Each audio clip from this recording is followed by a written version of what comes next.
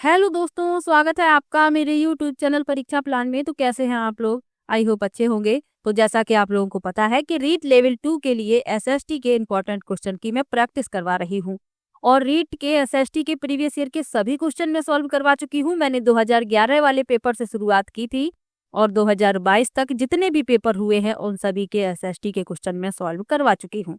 मैंने play list बना दी है ताकि आप लोग सभी वीडियो एक साथ प्राप्त कर सकें और आपको वीडियो ढूंढने में कोई भी परेशानी ना हो। ये प्रैक्टिस का चौथा वीडियो है। इसके पहले प्रैक्टिस की 3 वीडियो आ चुकी हैं। यदि आपने वो वीडियो नहीं देखी है तो देख लीजिए। तो चलिए आज की वीडियो को शुरू करते हैं। वीडियो देखने के बाद यदि आपको अच्छा लगे तो वीडियो को लाइक और शेयर कीजिएगा और यदि आप चैनल पर नए हैं तो चैनल को सब्सक्राइब कर लीजिए। तो चलिए शुरू करते हैं। पहला प्रश्न दिया गया है, अनुसूचित जातियों के लिए कितने संसदीय निर्वाचन क्षेत्र आरक्षित हैं? पहला विकल्प है 48, दूसरा है 84, तीसरा है 47 और चौथा है 74। तो एक संसदीय निर्वाचन क्षेत्र एक राज्य या केंद्र शासित प्रदेश में एक निर्वाचन क्षेत्र है जिसे पार्टी उम्मीदवारों या स्वतंत्र उम्मीदवारों के लिए संसद के निर्वाचित सदस्य के लिए चुनाव लड़ने के लिए तैयार किया गया है। अब इसमें पूछा गया है कि अनुसूचित जातियों के लिए कितने संसदीय निर्वाचन क्षेत्र आरक्षित हैं? तो अनुसूचित जातियों के लिए 84 संसदीय निर्वाचन क्षेत्र आरक्षित हैं। दूसरा विकल्प इसमें सही है।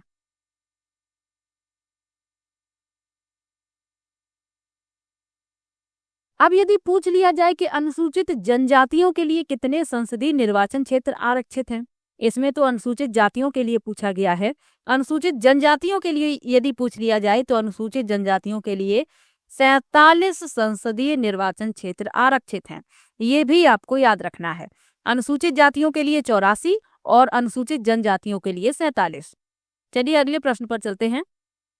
अगला प्रश्न दिया गया है, भारत में अस्पृश्यता प्रथा के कारण निम्नलिखित में से किस मौलिक अधिकार का उल्लंघन किया जाता है?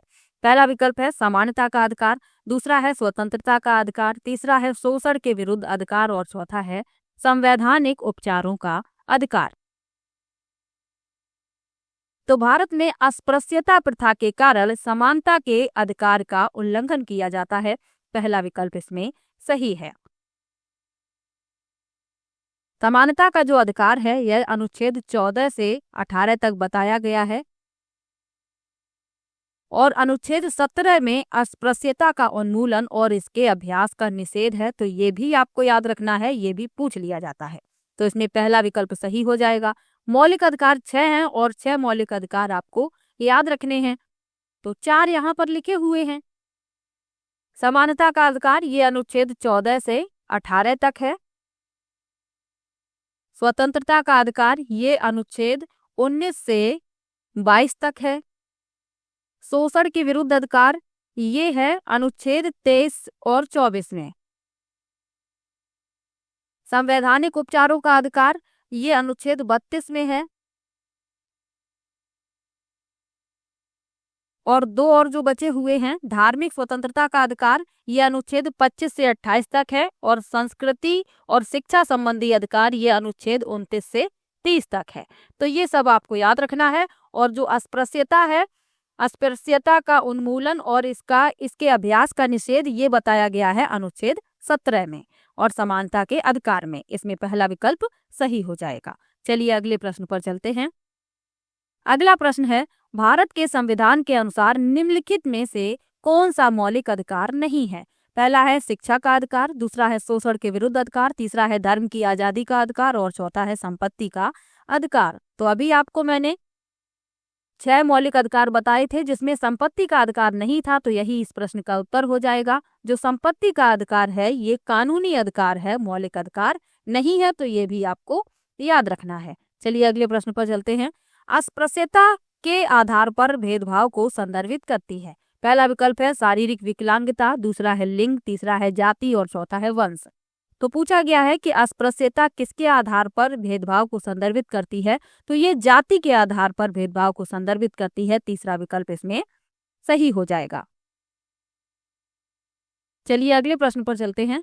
मुख्यमंत्री को कौन नियुक्त करता है? पहला विकल्प है राष्ट्रपति, दूसरा विकल्प है प्रधानमंत्री, तीसरा विकल्प है राज्यपाल और चौथा विकल्प है उच्च न्यायालय के मुख्य न्यायाधीश। तो भारतीय संविधान के अनुच्छेद 164 के अनुसार राज्यपाल मुख्यमंत्री की नियुक्ति करता है, तो तीसरा विकल्प इसमें सही हो जाएगा। चलिए अगले प्रश्न पर चलते हैं। राज्यपाल को कौन नियुक्त करता है? पहला विकल्प है प्रधानमंत्री, दूसरा विकल्प है मुख्यमंत्री, तीसरा विकल्प है भारत के मुख्य न्यायाधीश और चौथा विकल्प है राष्ट्रपति। तो राज्यपाल की नियुक्ति, उनकी शक्तियां और राज्यपाल के कार्यालय से संबंधित सभी विषयों पर भारतीय संविधान के अनुच्छेद 153 से अनुच्छेद 162 के अंतर्गत चर्चा की गई है। अब इसमें पूछा गया है कि राज्यपाल को कौन नियुक्त करता है, तो भारत के राष्ट्रपति राज्यपाल की नियुक्ति करते हैं। चौथा विकल्प इसमें सही हो जाएगा। चलिए अगले प्रश्न पर चलते हैं। भारत के संविधान में निम्नलिखित में से किसका उल्लेख नहीं किया गया है? पहला विकल्प है राज्यों और केंद्र शासित प्रदेशों के नाम, दूसरा है सरकार का ढांचा, तीसरा है राजनीतिक दलों के नाम और चौथा है नागरिकों के अधिकार। तो भारत के संविधान में जिसका उल्लेख नहीं किया गया है वह है राजनीतिक दलों के नाम। तीसरा विकल्प इसमें सही हो जाएगा। अगला प्रश्न दिया गया है, राज्यसभा में सदस्यों को कौन नामांकित करता है? पहला विकल्प है राष्ट्रपति, दूसरा विकल्प है उपराष्ट्रपति, तीसरा विकल्प है प्रधानमंत्री और चौथा विकल्प है सर्वोच्च न्यायालय के मुख्य न्यायाधीश। तो राज्यसभा एक स्थायी निकाय है और विघटन के अधीन नहीं है। इसमें जो अधिकतम संख्या है वह 250 है सदस्यों की, जिसमें 238 प्रतिनिधि जो होते हैं ये राज्यों और केंद्र शासित प्रदेशों के होने चाहिए और 12 प्रतिनिधियों को राष्ट्रपति द्वारा मनोनीत किया जाता है। तो ये भी आपको याद रखना है। और इसके 1/3 सदस्य हर दूसरे वर्ष सेवा मुक्त हो जाते हैं और राज्यसभा के सदस्य के पद की अवधि 6 वर्ष होती है। तो ये सब आपको याद रखना है। इसमें पूछा गया है कि राज्यसभा में सदस्यों को कौन नामांकित करता है, तो राष्ट्रपति नामांकित करते हैं। पहला विकल्प इसमें सही हो जाएगा। चलिए अगले प्रश्न पर चलते हैं। लिखा है निम्नलिखित में से कौन भारत की संविधान सभा का अध्यक्ष था? पहला विकल्प है सी राजगोपालाचारी, दूसरा विकल्प है डॉक्टर BR अम्बेडकर, तीसरा विकल्प है डॉक्टर राजेंद्र प्रसाद और चौथा विकल्प है जवाहरलाल नेहरू। तो संविधान सभा की पहली बैठक 9 दिसंबर 1946 को की गई थी, ये आपको याद रखना है। और डॉक्टर सच्चिदानंद सिन्हा सबसे पुराने सदस्य विधानसभा के अस्थायी सदस्य चुने गए थे। ये अस्थायी सदस्य थे, ये आपको याद रखना है। फिर 11 दिसंबर 1946 को संविधान सभा के अध्यक्ष के रूप में डॉक्टर राजेंद्र प्रसाद और HC मुखर्जी को उपाध्यक्ष चुना गया था। तो ये आपको याद रखना है। तीसरा विकल्प इसमें सही हो जाएगा, डॉक्टर राजेंद्र प्रसाद। अब एक प्रश्न पूछ लिया जाता है कि संविधान के जनक कौन है, तो डॉक्टर BR अम्बेडकर हैं, ये आपको याद रखना है। और सी राजगोपालाचारी स्वतंत्र भारत के पहले भारतीय गवर्नर जनरल थे, तो इनके बारे में भी आपको याद रखना है। और पंडित जवाहरलाल नेहरू स्वतंत्र भारत के पहले प्रधानमंत्री थे, तो ये भी आपको याद रखना है। इसमें तीसरा विकल्प सही है। चलिए अगले प्रश्न पर चलते हैं। लिखा है निम्नलिखित में से कौन भारत का एकमात्र भारतीय गवर्नर जनरल था? अभी आपको बताया था और वही प्रश्न भी आ गया। पहला विकल्प है डॉक्टर सर्वपल्ली राधाकृष्णन, दूसरा विकल्प है B पट्टाभी सीतारमैया, तीसरा विकल्प है TT कृष्णमाचारी और चौथा है C राजगोपालाचारी। तो इस प्रश्न में चौथा विकल्प सही हो जाएगा, C राजगोपालाचारी। अब यदि प्रश्न पूछ लिया जाए कि भारत का पहला गवर्नर जनरल कौन था, तो लॉर्ड विलियम बेंटिक। ये भी आपको याद रखना है कि लॉर्ड विलियम बेंटिक भारत का पहला गवर्नर जनरल था। और C राजगोपालाचारी भारत के एकमात्र भारतीय गवर्नर जनरल थे, तो ये आपको याद रखना है। चौथा विकल्प इसमें सही है। अब जो और विकल्प लिखे हुए हैं इनके बारे में जान लीजिए। डॉक्टर सर्वपल्ली राधाकृष्णन, तो ये एक भारतीय अध्यापक, प्रोफेसर, दार्शनिक और राजनीतिज्ञ थे, जिन्होंने भारत के पहले उपराष्ट्रपति और भारत के दूसरे राष्ट्रपति के रूप में कार्य किया, तो ये आपको याद रखना है। B पट्टाभी सीतारमैया, तो ये आंध्र प्रदेश राज्य में एक भारतीय स्वतंत्रता कार्यकर्ता और राजनीतिक नेता थे। और TT कृष्णमाचारी, तो ये एक भारतीय राजनीतिज्ञ थे, तो ये भी आपको याद रखना है। और इन्होंने भारत के वित्त मंत्री के रूप में भी कार्य किया है, ये भी याद रखना है। और इसमें चौथा विकल्प सही है। चलिए अगले प्रश्न पर चलते हैं। भारत का संविधान कब अपनाया गया? ये प्रश्न पूछा जा चुका है, तो आपको याद रखना है और प्रश्न भी ध्यान से पढ़ना है। इसमें पूछा गया है कब अपनाया गया। पहला विकल्प है 15 अगस्त 1947, दूसरा है 26 नवंबर 1947, तीसरा है 26 नवंबर 1949 और चौथा है 26 जनवरी 1950। तो भारतीय संविधान को भारत की संविधान सभा ने 26 नवंबर 1949 को अपनाया। तो तीसरा विकल्प इसमें सही हो जाएगा, 26 नवंबर 1949 को।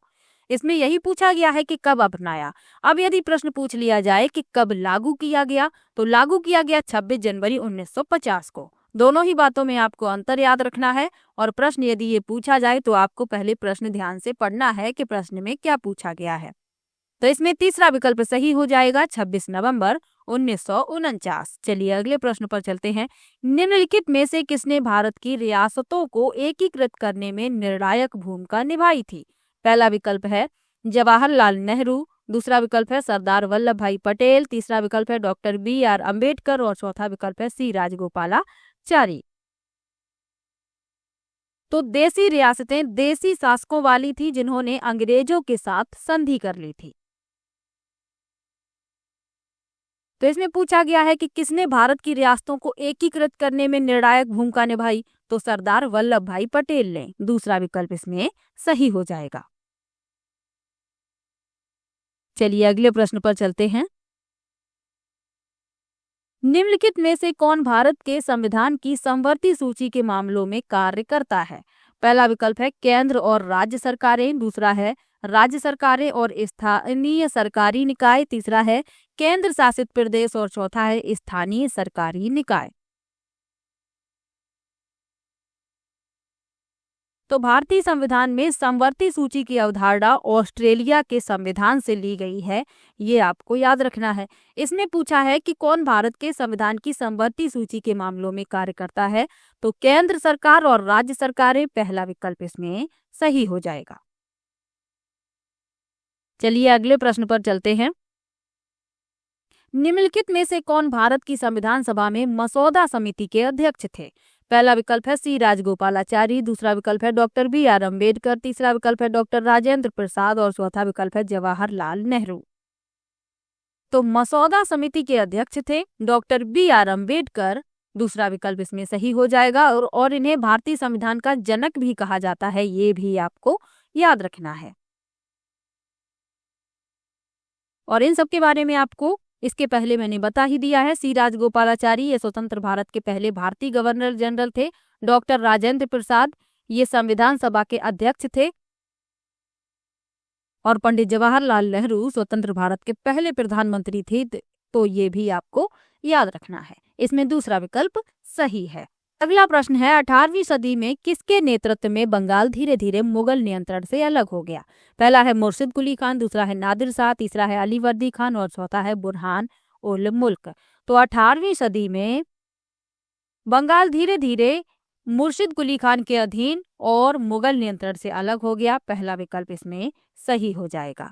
अब जो और विकल्प लिखे हुए हैं उनके बारे में जान लीजिए। नादिर शाह ये ईरान का शासक था और अली वर्दी खान ये 1740 से 1756 तक बंगाल के नवाब थे और बुरहान उल मुल्क ये अवध का सूबेदार था। तो इन सब के बारे में आपको जानकारी आवश्यक है। इसमें पहला विकल्प सही है। चलिए अगले प्रश्न पर चलते हैं। निम्नलिखित में से किस गवर्नर जनरल ने फैसला किया कि बहादुर शाह जफर आखिरी मुगल सम्राट होंगे और उनकी मृत्यु के बाद किसी भी वंशज को शासक के रूप में नहीं पहचाना जाएगा? पहला विकल्प है लॉर्ड डलहौजी, दूसरा है विलियम बेंटिक, तीसरा है लॉर्ड कैनिंग और चौथा है लॉर्ड कॉर्नवालिस। तो पूछा गया है कि किस गवर्नर जनरल ने फैसला किया कि बहादुर शाह जफर आखिरी मुगल सम्राट होंगे? तो ये फैसला किया था लॉर्ड कैनिंग ने। तीसरा विकल्प इसमें सही हो जाएगा। अब जो और विकल्प लिखे हुए हैं उनके बारे में जान लीजिए।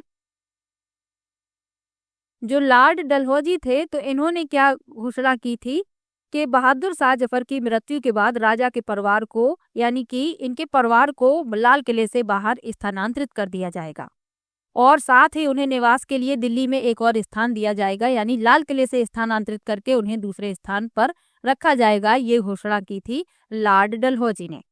विलियम बेंटिक 1828 से 1853 तक भारत के गवर्नर जनरल थे और लॉर्ड कॉर्नवालिस ये 1786 से 1793 तक बंगाल के गवर्नर जनरल और ब्रिटिश भारत के कमांडर इन चीफ थे। तो इन सबके बारे में भी आपको याद रखना है। इसमें तीसरा विकल्प सही है, लॉर्ड कैनिंग। और लॉर्ड कैनिंग जो थे ये भारत के पहले वायसराय थे, ये भी आपको याद रखना है। तीसरा विकल्प इसमें सही है। चलिए अगले प्रश्न पर चलते हैं।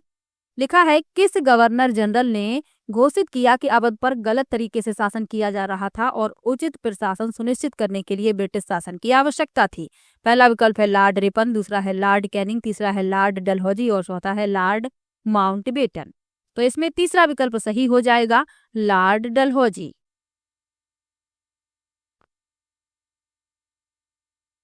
चलिए अगले प्रश्न पर चलते हैं। कानपुर के किस शासक ने खुद को पेशवा कहा? पहला विकल्प है नाना साहिब, दूसरा है बाजीराव प्रथम, तीसरा है बाजीराव द्वितीय और चौथा है बहादुर शाह जफर।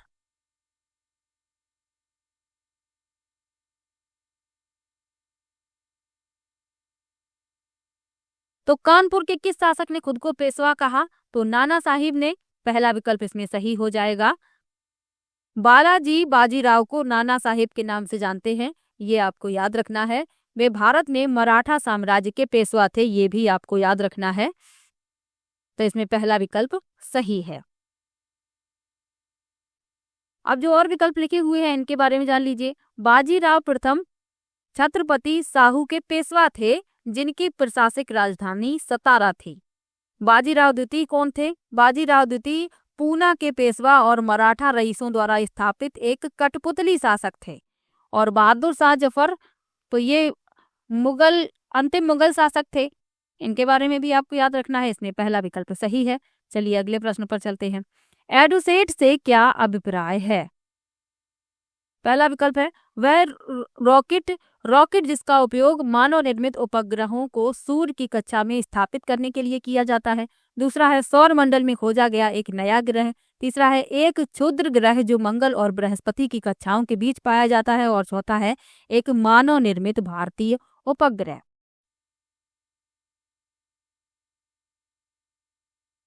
तो एडुसेट एक मानव निर्मित भारतीय उपग्रह है जिसे भारतीय अंतरिक्ष अनुसंधान संगठन द्वारा शैक्षणिक क्षेत्र की सेवा के लिए लॉन्च किया गया है। तो ये आपको याद रखना है। चौथा विकल्प इसमें सही हो जाएगा। चलिए अगले प्रश्न पर चलते हैं। पंचवाड़ी और बीजक में निम्नलिखित में से किस महान हस्ती के छंद और विचारों को संरक्षित किया गया है? पहला विकल्प है मीराबाई, दूसरा है कबीर, तीसरा विकल्प है गुरु नानक और चौथा विकल्प है रविदास। तो पंचवाड़ी और बीजक में कबीर के छंद और विचारों को संरक्षित किया गया है। दूसरा विकल्प इसमें सही हो जाएगा। चलिए अगले प्रश्न पर चलते हैं। एलोरा की गुफा का भित्ति चित्र जिसने विष्णु को नरसिंह अर्थात पुरुष सिंह के रूप में दिखाया गया है, किस काल की कृति है?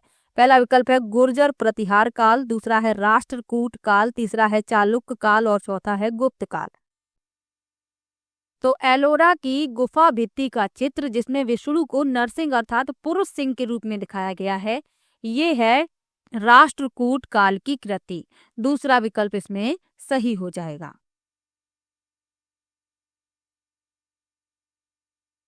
चलिए अगले प्रश्न पर चलते हैं। निम्नलिखित में से कौन सा संगठन उपनिषद में आस्था रखता है? पहला विकल्प है ब्रह्म समाज, दूसरा है रामकृष्ण मिशन, तीसरा है सत्य शोधक समाज और चौथा है सेवा समाज।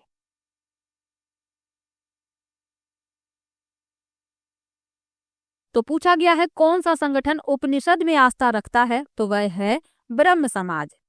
पहला विकल्प इसमें सही हो जाएगा। ब्रह्म समाज की स्थापना 1828 में राजा राम मोहन राय ने की थी। तो ये भी आपको याद रखना है। अब जो और विकल्प लिखे हुए हैं उनके बारे में जान लीजिए। रामकृष्ण मिशन की स्थापना 1897 में स्वामी विवेकानंद द्वारा की गई थी। सत्य शोधक समाज की शुरुआत महात्मा ज्योतिबा फुले ने की थी। और सेवा समाज, इसकी स्थापना रमाबाई रानाडे सेवा सदन की संस्थापक थी जो और अध्यक्ष भी थी। इनके द्वारा की गई थी, तो ये भी आपको याद रखना है। चलिए अगले प्रश्न पर चलते हैं।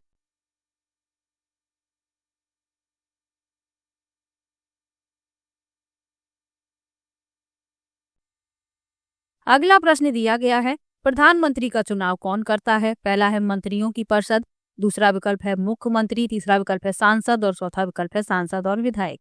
तो प्रधानमंत्री का चुनाव सांसद करते हैं, यानी संसद के सदस्य। तीसरा विकल्प इसमें सही हो जाएगा। चलिए अगले प्रश्न पर चलते हैं। निम्नलिखित में से किसको भारत का पहला नागरिक कहा जाता है? पहला है भारत के मुख्य न्यायाधीश, दूसरा है गृह मंत्री, तीसरा है राष्ट्रपति और चौथा है प्रधानमंत्री। तो भारत का पहला नागरिक राष्ट्रपति को कहा जाता है। तीसरा विकल्प इसमें सही हो जाएगा। चलिए अगले प्रश्न पर चलते हैं। निम्नलिखित में से किसको भारत में राज्य का पहला नागरिक कहा जाता है? पहला विकल्प है उच्च न्यायालय के मुख्य न्यायाधीश, दूसरा है गृह मंत्री, तीसरा है राज्यपाल और चौथा है मुख्यमंत्री। तो राज्य का पहला नागरिक राज्यपाल को कहा जाता है। तीसरा विकल्प इसमें सही हो जाएगा। अगला प्रश्न दिया गया है, पश्चिम एशिया के यूनानी शासक सेल्यूकस निकेटर के राजदूत के रूप में मौर्य काल में भारत कौन आया? पहला विकल्प है फायान, दूसरा है स्वेन-त्सांग, तीसरा है इत-सिंह और चौथा है मेघस्तनीज। तो पश्चिम एशिया की यूनानी शासक सेल्यूकस निकेटर के राजदूत के रूप में मौर्य काल में मेघस्तनीज भारत आया। डी विकल्प इसमें सही हो जाएगा। इनकी पुस्तक का नाम और आपको याद रखना है इंडिका। अब जो और विकल्प लिखे हुए हैं इनके बारे में जान लीजिए। जो फायान था ये चंद्रगुप्त द्वितीय के शासनकाल में भारत आया था और ये चीनी यात्री था। स्वेन-त्सांग तो ये राजा हर्षवर्धन के शासनकाल में भारत आया था और इसे ह्वेन-सांग भी कहते हैं।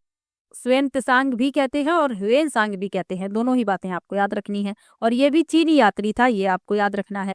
और इत-सिंह ये भी एक चीनी यात्री था और ये 7वीं सदी में आया था, तो ये भी आपको याद रखना है। चलिए अगले प्रश्न पर चलते हैं। लिखा है अर्कामेडू के विषय में पूर्ण सत्य कथन बताइए। पहला है यह पुडुचेरी में स्थित था, दूसरा है अर्कामेडू महत्वपूर्ण पत्तन था, तीसरा है यहाँ एम्फोरा जैसे पात्र मिले हैं, तीसरा है यहाँ पर यूनानी साम्राज्य से संबंधित वस्तुएं मिली हैं और चौथा है यहाँ के राजा चेरवंशी थे। अब इसमें आपको बताना है कि कौन से सही हैं। तो अर्कामेडू पुडुचेरी में स्थित था, ये बात बिल्कुल सही है, पहला इसमें सही हो जाता है। अर्कामेडू महत्वपूर्ण पत्तन था, ये भी सही है। और इसमें यहाँ एम्फोरा जैसे पात्र मिले हैं, ये भी सही है। पहला, दूसरा, तीसरा सही है, यानी कि पहला विकल्प इस प्रश्न का उत्तर हो जाएगा।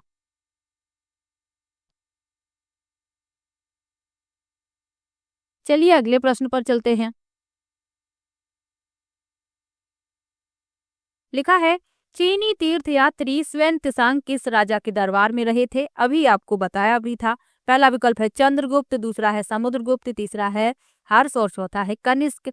तो इसमें तीसरा विकल्प सही हो जाएगा। हर्षवर्धन के शासनकाल में चीनी यात्री स्वेन-त्सांग या ह्वेन-सांग भारत आया था, तो तीसरा विकल्प इसमें सही है। चलिए अगले प्रश्न पर चलते हैं। भितरगांव का मंदिर कहाँ पर स्थित है? पहला विकल्प है उत्तर प्रदेश, दूसरा है बिहार, तीसरा है उड़ीसा और चौथा है बंगाल। तो भितरगांव का जो मंदिर है ये उत्तर प्रदेश के कानपुर में स्थित है, पहला विकल्प इसमें सही हो जाएगा। चलिए अगले प्रश्न पर चलते हैं। मुगल काल में खुदकास्ट व पाहीकास्ट क्या थे? पहला विकल्प है राजस्व के प्रकार, दूसरा है फसलों के प्रकार, तीसरा है प्रशासन के प्रकार और चौथा है किसानों के प्रकार। तो मुगल काल के दौरान 17वीं शताब्दी के स्रोत में 2 प्रकार के किसानों का उल्लेख किया गया है, खुदकास्ट और पाहीकास्ट। तो यही पूछा गया है कि मुगल काल में खुदकास्ट और पाहीकास्ट क्या थे? तो ये किसानों के प्रकार थे। डी विकल्प इसमें सही हो जाएगा। अब जो खुदकास्ट और पाहीकास्ट हैं इनके बारे में और जान लीजिए। खुदकास्ट उस गांव के निवासी थे जिनमें उनकी जमीन थी, वे स्थायी रूप से गांव में रहकर और अपनी जमीन पर खेती किया करते थे। और पाहीकास्ट क्या थे? तो ये अनिवासी कृषक थे, वे अनुबंध के आधार पर जमीन पर खेती करते थे। तो ये भी आपको याद रखना है। चलिए अगले प्रश्न पर चलते हैं। लिखा है 15वीं शताब्दी के उत्तरार्ध में शंकरदेव जो वैष्णव धर्म के मुख्य प्रचारक थे के उपदेशों को किस नाम से संबोधित किया जाता है। पहला विकल्प है वल्लभ धर्म, दूसरा है कृष्ण धर्म, तीसरा है गुरु संदेश और चौथा है भगवती धर्म। तो 15वीं शताब्दी के उत्तरार्ध में शंकरदेव जो वैष्णव धर्म के मुख्य प्रचारक थे, इनके उपदेशों को भगवती धर्म से संबोधित किया जाता है। डी विकल्प इसमें सही हो जाएगा। चलिए अगले प्रश्न पर चलते हैं। एक राजा अवंतीपुत्र और बुद्ध के अनुयायी कच्चन के बीच संवाद कौन से बौद्ध ग्रंथ में है। पहला है दीघ निकाय, दूसरा है खुद्दक निकाय, तीसरा है मंजिम निकाय और चौथा है अगुंतर निकाय।